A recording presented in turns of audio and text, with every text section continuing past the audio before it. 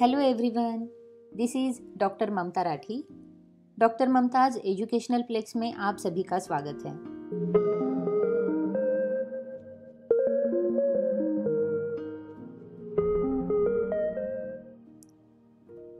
दोस्तों, हम लोग डिस्कस कर रहे हैं इंटरनेशनल मार्केटिंग के एमसीक्यू टाइप क्वेश्चंस को।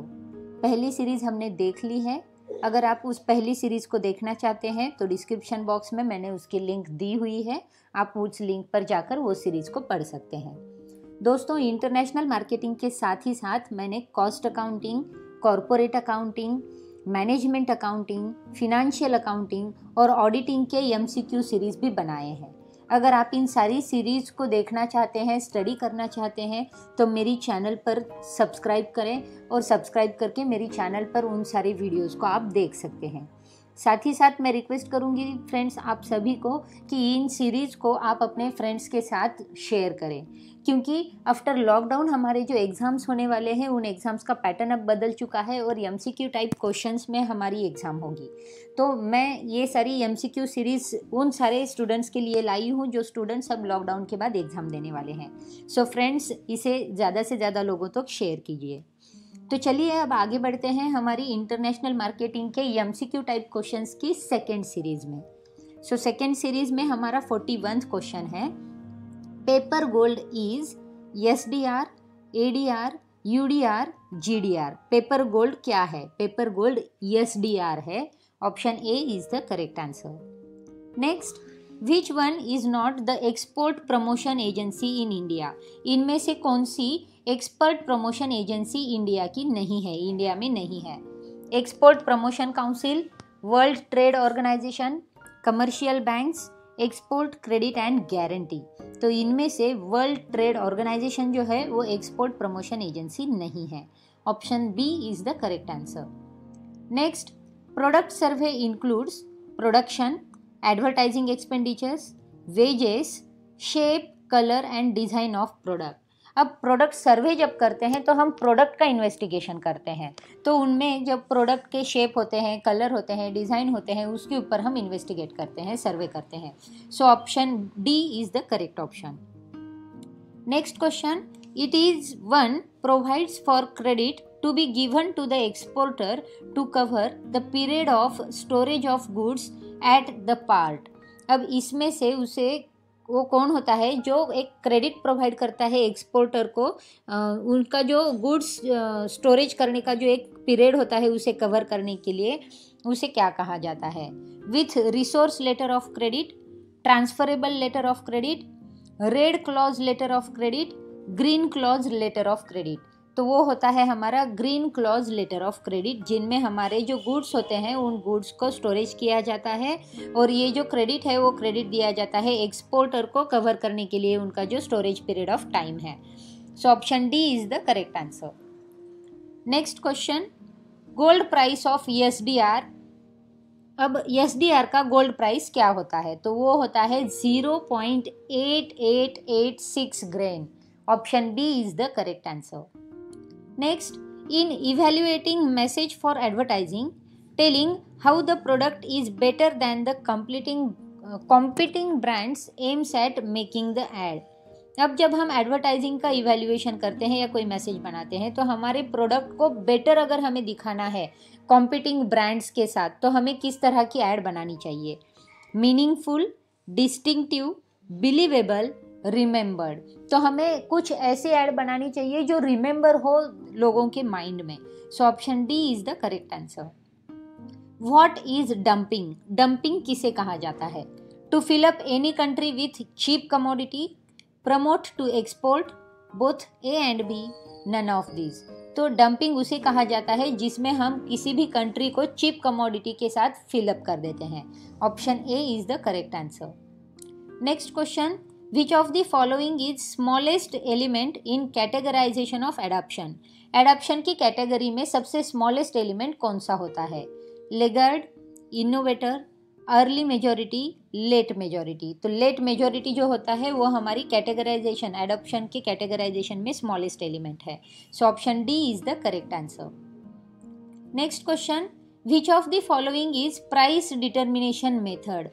Cost price transfer, cost plus transfer, transfer price based on market, all of these. इनमें से कौन सी प्राइस डिटर्मिनेशन की मेथड जो है वो अच्छी है या वो फॉलो कर सकते हैं, अच्छी हो सकती है, या प्राइस डिटर्मिनेशन की मेथड है? तो वो होती है cost price transfer, cost plus transfer, transfer price based on market. तो ये सभी जो है वो प्राइस डिटर्मिनेशन की मेथड्स है। So all of these is the correct answer.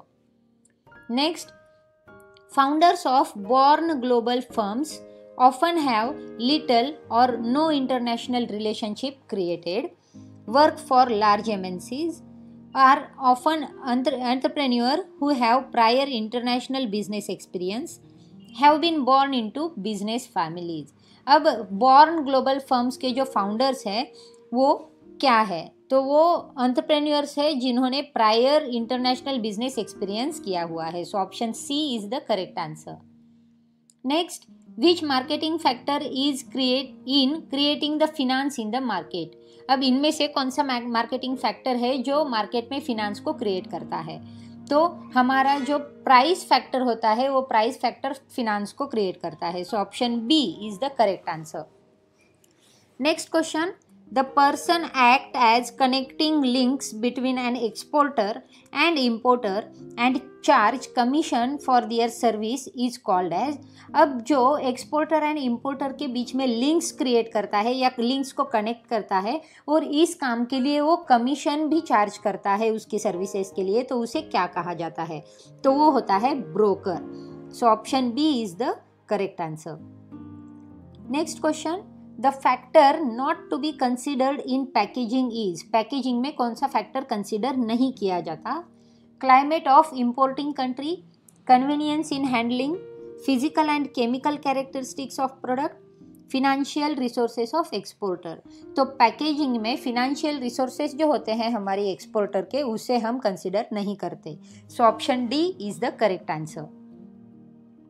Next question, the consideration obtained from the customer is known as price, profit, cost, none of these। Customer के पास से हम जो कंसिडरेशन ऑब्टेन करते हैं उसे price कहा जाता है, क्योंकि for the price consideration only we pay the और we provide the product into the market to the customers. So option A is the correct answer. Next, using a successful brand name to introduce additional item in a given product category under the same brand name is called as or an।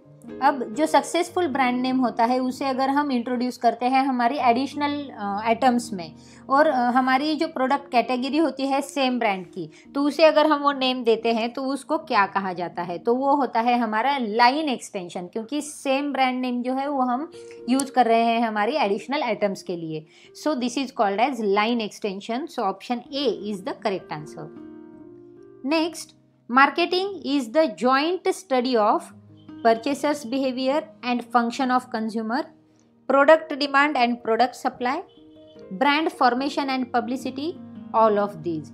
Marketing किस चीज़ों का joint study है? तो marketing में purchase behaviour आता है, consumers function आते हैं, प्रोडक्ट डिमांड आती है, प्रोडक्ट सप्लाई आती है, ब्रांड फॉर्मेशन और पब्लिसिटी भी आती है। तो इन सारी चीज़ों की जो जॉइंट स्टडी होती है उसे मार्केटिंग कहा जाता है। तो all of these is the correct answer.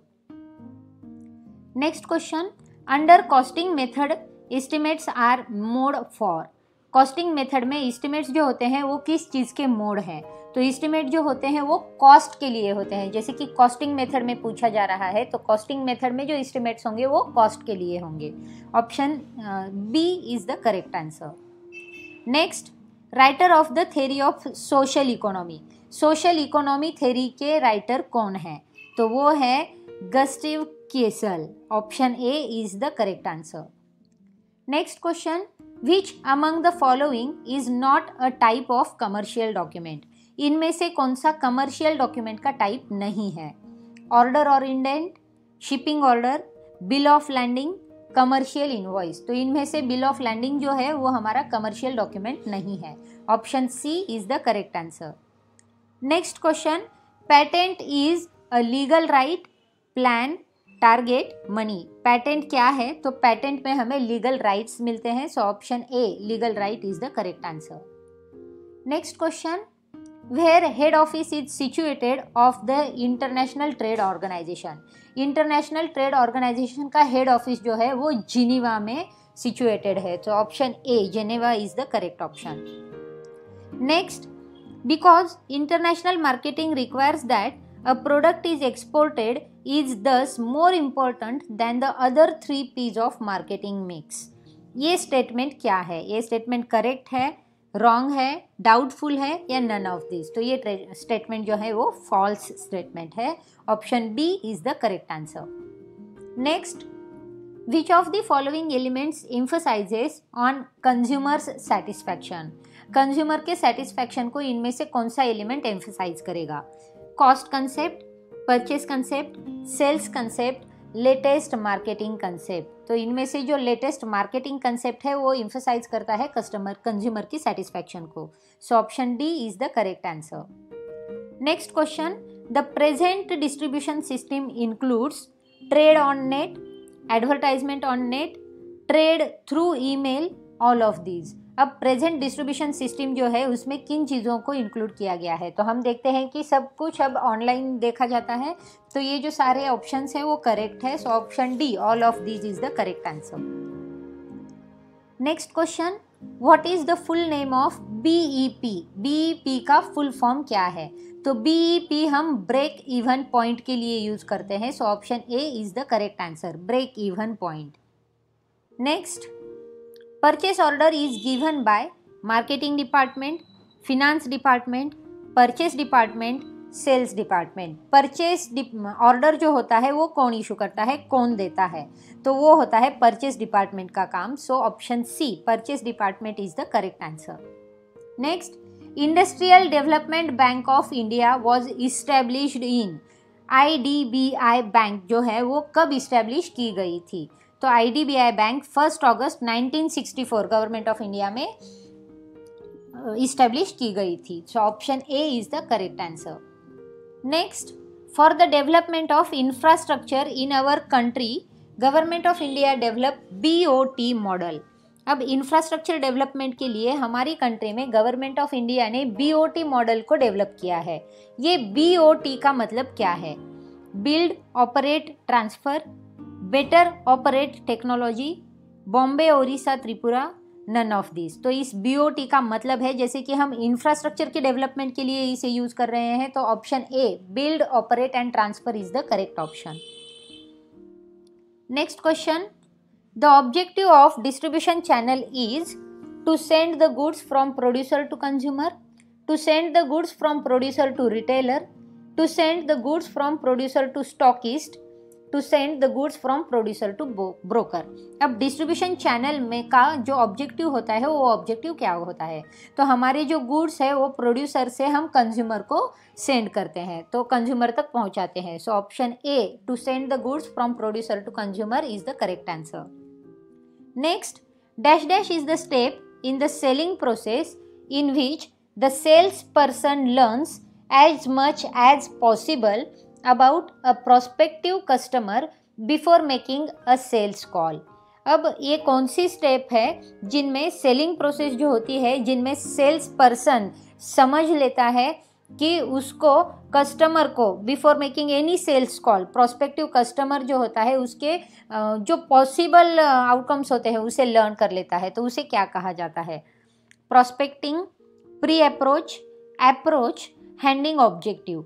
तो वो होता है प्री अप्रोच. प्री अप्रोच में हम पहले ही जो पॉसिबल पर्सपेक्टिव है कस्टमर के उसको जानने की कोशिश करते हैं. So option B is the correct answer.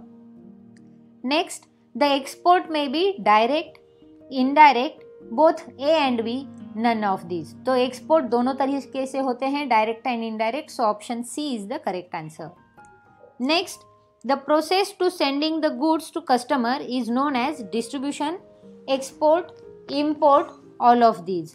Customer तक गुड्स सेंड करने की प्रोसेस को क्या कहा जाता है? उसे डिस्ट्रीब्यूशन कहा जाता है.